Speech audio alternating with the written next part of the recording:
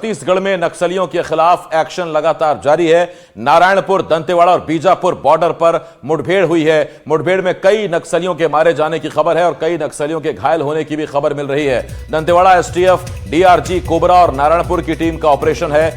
तो ये बड़ी खबर इस वक्त हम आपको बता रहे हैं। हालांकि मानसून है, बारिश हो रही है, लेकिन पहले ही ये केंद्र सरकार की तरफ से, राज्य सरकार की तरफ से क्लियर कर दिया गया था कि बारिश में भी नक्सलियों को चैन से नहीं बैठने देंगे, छिपने नहीं देंगे और लगातार ऑपरेशन जारी हैं। छत्तीसगढ़ में नक्सलियों के खिलाफ एक्शन जारी है। नारायणपुर, दंतेवाड़ा और बीजापुर बॉर्डर पर मुठभेड़ चल रही है। मुठभेड़ में कई नक्सलियों के मारे जाने की खबर है, कई नक्सली घायल होने की भी खबर है और दंतेवाड़ा एसटीएफ, डीआरजी और कोबरा नारायणपुर की टीम इस ऑपरेशन में संयुक्त रूप से शामिल बताई जा रही है। तो ये नारायणपुर, इसके साथ साथ बीजापुर और दंतेवाड़ा का बॉर्डर है जहां पर यह मुठभेड़ हुई है। एक तरफ जहां मुठभेड़ हुई है, वहीं दूसरी तरफ रायपुर में नक्सलवाद को लेकर हाई लेवल मीटिंग हो रही है। वामपंथी उग्रवाद एलडब्ल्यूई प्रभाग की बैठक जारी है। 31 मार्च 2026 तक का लक्ष्य हासिल करने पर चर्चा हो रही है। फाइनल ऑपरेशन को लेकर रणनीति बनाई जा रही है। सीआरपीएफ, बीएसएफ, आईटीबीपी और छत्तीसगढ़ के डीजीपी इसमें शामिल हैं। एमपी और ओडिशा समेत तेलंगाना के डीजीपी भी इस बैठक में शामिल हैं। आईबी, एनआईए डायरेक्टर भी इस बैठक में शामिल हैं। कई राज्यों के गृह विभाग समेत अधिकारी इस बैठक में शामिल हैं। नक्सल ऑपरेशन से जुड़े तमाम आला अधिकारी शामिल हैं। तो आप अंदाजा लगा सकते हैं कि कितने बड़े लेवल की यह मीटिंग है। रायपुर में नक्सलवाद के खिलाफ ये हाई लेवल मीटिंग हो रही है। इसमें हमने आपको बताया कि छत्तीसगढ़ के डीजीपी तो हैं ही, इसके अलावा जितने पैरामिलिट्री फोर्सेस हैं, बीएसएफ, आईटीबीपी, सीआरपीएफ, इसके अलावा ओडिशा और आसपास के जिलों के भी पुलिस के वरिष्ठ अधिकारी मौजूद हैं। पंकज सिंह मेरे सहयोगी इस वक्त इस बड़ी खबर पर हमारे साथ जुड़ रहे हैं। पंकज, यानी बात साफ है, फाइनल फाइट को लेकर रणनीति तैयार हो रही है। क्या जानकारी आपके पास? देखिए आसिफ, मैं बता दूं कि ये एक बड़ी बैठक भी आज राजधानी स्तर पर हो रही है, जिसमें सभी पैरामिलिट्री फोर्स हो, सीआरपीएफ हो, आईबीपी के जवान हो, सभी को लेकर के इस बैठक को किया गया या नक्सलवाद के खिलाफ इस बैठक को किया जा रहा था। उसी के बीच एक बड़ी खबर निकल कर आ रही है कि नारायणपुर और दंतेवाड़ा के सीमावर्ती इलाके में एक ज्वाइंट ऑपरेशन निकाला गया और इस ऑपरेशन में नक्सलियों के खिलाफ नक्सलियों को घेर के रखा गया है, जिसमें दंतेवाड़ा से एसटीएफ, डीआरजी, कोबरा के जवान, नारायणपुर से एसटीएफ, सीआरपीएफ और कोबरा के जवान निकले हुए थे। इस ज्वाइंट ऑपरेशन में नक्सलियों को पूरी तरीके से घेर रखा गया और अभी तक क्या खबर निकल करके आ रही है कि एक नक्सली को मार गिराया भी गया है, जिसका शव भी नारायणपुर के जवानों ने बरामद कर लिया है। वहीं पर यह भी खबर है कि कई नक्सली इस मुठभेड़ में मारे गए हैं, कुछ घायल हुए हैं। हालांकि इसकी अभी तक आधिकारिक पुष्टि व्हाट्सएप के ग्रुपों में पुलिस विभाग द्वारा नहीं डाली गई है, लेकिन यह बताया जा रहा है कि यह एक बड़ी मुठभेड़ है और इसमें जवानों को एक बड़ी सफलता हाथ लगी है। जी, तो इसका मतलब अभी आपने बताया पंकज कि एक नक्सली मारा गया है,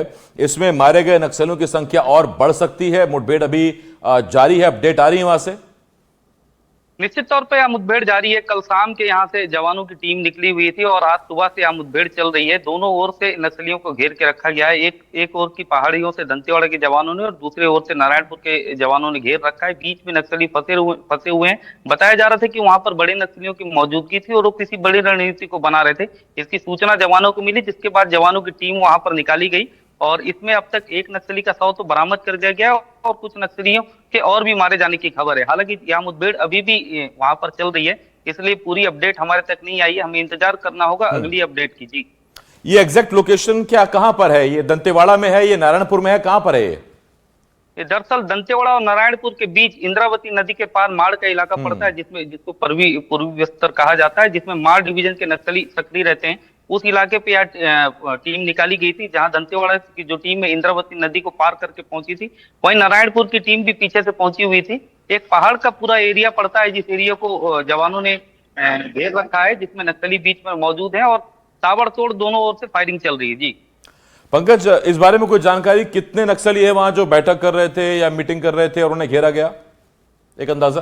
अभी इस तरीके की कोई एकदम पुष्ट जानकारी हमारे पास नहीं है कि कितने नक्सली मौजूद थे, मगर यह मालूम है कि पश्चिम जो बस्तर डिवीजन के जो नक्सली हैं, जो माड़ एरिया में सक्रिय हैं, लगभग 30 से 40 नक्सलियों की मौजूदगी होगी। उसमें डीबीसीएम रैम के भी कई नक्सली रहे होंगे, जो कि वहां पर एक बड़ी रणनीति बना रहे थे, जिनकी ही घेराबंदी पर यह पूरा ऑपरेशन लॉन्च किया गया था। जी, जी पंकज, मैं लौटूंगा आपके पास। नीलेश इस वक्त मेरे सहयोगी रायपुर से हमारे साथ जुड़ रहे हैं। एक तरफ हमने आपको मुठभेड़ की जानकारी दी दंतेवाड़ा से, बीजापुर नारायणपुर के बॉर्डर से, और नीलेश मेरे सहयोगी रायपुर से हमारे साथ जुड़ रहे हैं। नीलेश, मीटिंग बहुत बड़ी है, आसपास के जिलों के पुलिस अधिकारी मौजूद हैं, आईबी, एनआईए, पैरामिलिट्री फोर्सेस के सीनियर ऑफिशियल्स मौजूद हैं। क्या राजनीतिक प्रतिनिधित्व की भी मौजूदगी है क्या, या सिर्फ फोर्सेस की ही मौजूदगी है इस बैठक में?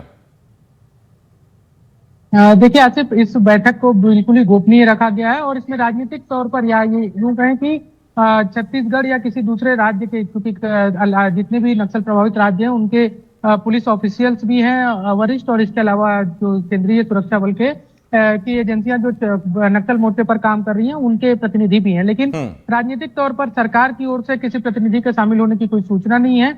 और एक चीज और मैं बता दूं कि ये लगातार 2 महीने के भीतर ये दूसरी बड़ी बैठक, इसी तरह की बैठक लगभग 1.5 महीने पहले भी हुई थी, रायपुर में ही हुई थी, और उसके बाद आज ये बैठक की जा रही है। और ये काफी गोपनीय रखा गया है इस बैठक को, वहां पर मीडिया को बिल्कुल अलाउड नहीं किया गया है। इसके अलावा जो अधिकारी हैं, सारे टॉप लेवल के अधिकारी हैं, अपने अपने नक्सल प्रभावित राज्यों के डीजीपीस हैं, या उसके अलावा जो अलग अलग काम कर रही हैं एजेंसियां, और एनआईए।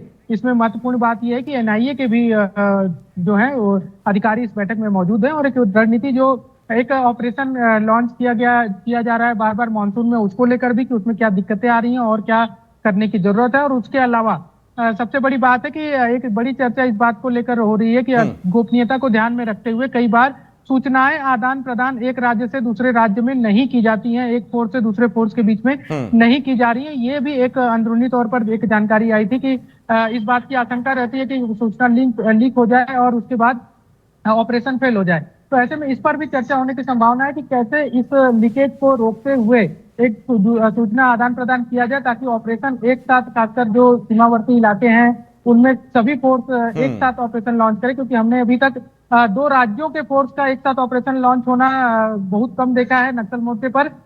कई बार एक राज्य की फोर्स दूसरे राज्य में घुसकर ऑपरेशन जरूर कर रही है, क्योंकि इसके लिए वो जो बाउंडेशन था उसको समझौता करके खत्म किया गया, लेकिन एक साथ 2-3 राज्यों के फोर्स एक साथ ऑपरेशन लॉन्च करे, ये बहुत कम देखने को मिला। और ये करना पड़ेगा नीलेश, क्योंकि जब आप अपनी डेडलाइन सेट कर चुके हैं और डेडलाइन में अब 1 साल भी पूरा बाकी नहीं है, तो आपको ज्वाइंट ऑपरेशंस करने पड़ेंगे। और ज्वाइंट ऑपरेशन सिर्फ 2 जिलों की पुलिस या 2 फोर्सेस के बीच में नहीं है, 2 स्टेट्स की पुलिस के बीच में भी करना पड़ेगा। धन्यवाद करता हूं मैं आपका पंकज। नीलेश, आप हमारे साथ बने रहिएगा। पंकज, आपका बहुत शुक्रिया हमारे साथ जुड़ने के लिए। पंकज हमारे साथ जुड़े हुए थे और बता रहे थे कि किस तरह से अभी तक एक नक्सली के मारे जाने की खबर है, जो बीजापुर नारायणपुर बॉर्डर पर मुठभेड़ चल रही है, उसमें एक नक्सली का शव बरामद हुआ है। आधिकारिक पुष्टि होना हालांकि बाकी है।